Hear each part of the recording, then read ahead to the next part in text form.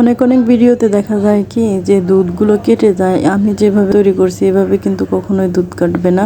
আসসালামু আলাইকুম, চলে আসছি নতুন আর একটা ভিডিও নিয়ে ফুডস স্পেস থেকে। ওয়েলকাম, পুরো ভিডিওটি দেখতে থাকুন।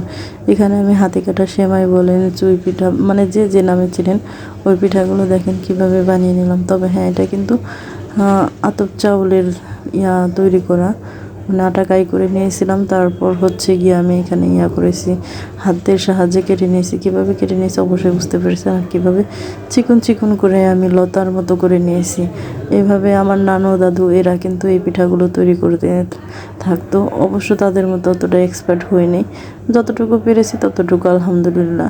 আমি কিন্তু ভালো মতো দুধগুলো জাল করে নিয়েছি। আর হচ্ছে তেজপাতা, এলাচ, দারচিনি এগুলো দিয়েছি। আর যারা এগুলো স্কিপ করবেন তারা, যারা পছন্দ করেন না তারা স্কিপ করতে পারেন। আর এই তো এইভাবে আমি সব সেমাইগুলো দিয়ে দিলাম। আর এখানে একটু লাড়াচাড়া করে দিচ্ছি খুবই আলতোভাবে, যেন ভেঙে না যায় বা নিচে লেগে না যায়, দলা দলা পেকে না যায়। যার কারণে এভাবে একটু লাড়া দিয়ে নিচ্ছি। আর আগে থেকে কিন্তু আমি গুড়টাকে আলাদাভাবে জাল করে ঠান্ডা করে নিয়েছি।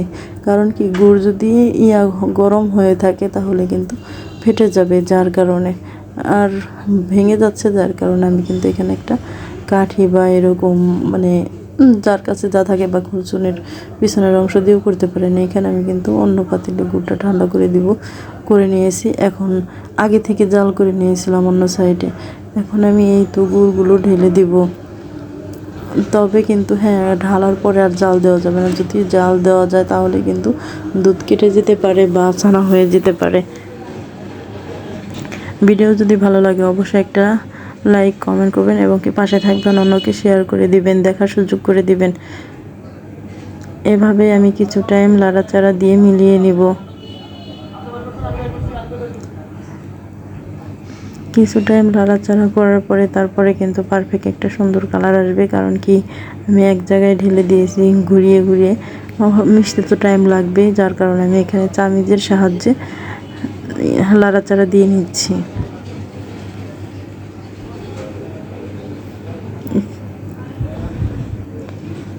অবশ্যই কে কোথা থেকে আমার ভিডিওটি দেখছেন কমেন্টের মাধ্যমে জানাবেন। এই তো এভাবে আমি মিশিয়ে নিচ্ছি। এই পর্যায়ে কিন্তু আমার চুলা কিন্তু অফ আছে। আর দেখেন মাশাআল্লাহ অনেক সুন্দর একটা কালার আসছে। আর এই তো পিঠার ফাইনাল লুক কার কাছে কেমন লাগে অবশ্যই কমেন্টে জানাবেন। এই পিঠা কিন্তু ভীষণ পছন্দ। তবে এই ভিডিওগুলো করা শীতের মৌসুমে পিঠা তৈরি করেছিলাম।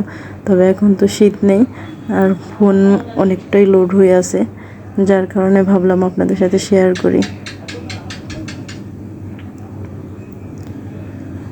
অসুস্থ ছিলাম, প্লাস হচ্ছে একটু সময়ের হাতে ছিল না, একটু ব্যস্ত ছিলাম। যার কারণে এখানে কিন্তু আমি 2 ধরনের পিঠা শেয়ার করব আপনাদের সাথে।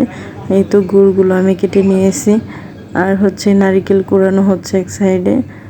আমাদের এলাকায় এটাকে চালনি বলে, আপনাদের ওখানে কী বলে জানি না। আর কলসের ভিতরে আমি কিন্তু পানি গরম দিয়ে ধামা চাপা বলেন আর যাই বলেন, ঢাকা দিয়ে দিয়েছি যেন পানিটা বলক আসে। আর এখানে কিন্তু গুঁড়িগুলোকে আমি পানি এবং কি লবণ দিয়ে করে নিয়েছি। আর এখানেই তো এই চালার সাহায্যে আমরা এইভাবে চেলে থাকি। যেমন আমার মাকে দেখে আসছি, আমার নানু এইভাবে করতো, আমিও সেম প্রসেসিংয়ে করতেছি। তবে হ্যাঁ, চালাটা আমার কিন্তু ছোট, আমার এলাকায় থেকে আনা। যদিও এই চালার সাহায্যে আমি এভাবেই চেলে নেব। তবে এই কাজগুলো কিন্তু অবশ্যই ধৈর্য সহকারে করতে হবে, যেহেতু খেতে এত মজা, ধৈর্য তো করতেই হবে। ধৈর্য না ধরলে তো হবে না। এই তো এইভাবে আমি চেলে নিচ্ছি। এখন একটা পিঠা বানিয়ে দেখাবো। এইটা অনেক ছোট হয়ে যাচ্ছে। আমার মেয়ে, যেটা আমি সবসময় বানাই থাকি, মেয়েটা ভেঙে ফেলছে। যার কারণে এখন আমি প্লাস্টিকেরটা ব্যবহার করতেছি যেন তাড়াতাড়ি শেষ হয়ে যায়। তবে কিন্তু এখানে চাইলে আপনারা ঝালও করতে পারেন, পেঁয়াজ, কাঁচামরিচ, ধনিয়া পাতা এগুলো দিয়েও। আমি এগুলো করিয়েছি, মানে পাশাপাশি আমার কাছে মিষ্টি একটু কমই ভালো লাগে। কারণ কি, ঝালটা বেশি ভালো লাগে। আমি 2 লেয়ারে দিয়ে দিলাম, গুড় দিয়ে দিছি, তারপর হচ্ছে নারকেল দিয়ে আবার হচ্ছে গুড় দিয়ে দিচ্ছি। আমাদের মানিকগঞ্জে বলে কি জানেন, লেয়ারে গুড় যদি না হয় তাহলে কিন্তু ভাপা পিঠার মজাই হয় না। যার কারণে 2 থেকে 3 লেয়ার গুড় দিয়ে থাকে। আর এটা কিন্তু আমাদের মানিকগঞ্জে ভাপা পিঠা খুবই কম বলে, বেশিরভাগ মানুষ আঞ্চলিক ভাষায় বলে কি বড় পিঠা। আর এই পিঠাটা এতটাই বড় হয়, একটা পিঠা একজন মানুষ খাওয়া কোনোভাবেই সম্ভব না। আমরা মানুষ মানে যে যেরকম পছন্দ করি, এখন শহরে যারা থাকে তারা কিন্তু এই প্রসেসিংয়ে করে। বিশেষ করে আমার নানু এবং কি আমার মা এখনও তারা পিঠা বানায়। একটা পিঠা একা কোনোভাবেই খাওয়া সম্ভব না।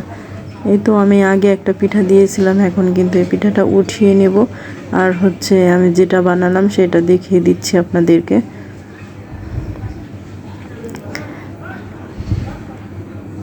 এই তো এখন কিন্তু আমি যে নেট জাল ব্যবহার করছি, পিঠাগুলো যে সাইড দিয়ে একটু ছড়িয়ে গেছিলো যার কারণে নেটের সাথে লেগে গেছে। এই দেখেন, এখন আমি আবারও আরেকটা পিঠা দিচ্ছি। আমার চুলার পানি কিন্তু এখানে জাল কিন্তু মিডিয়ামে রাখতে হবে, হাই হিটে দিলে কিন্তু হবে না।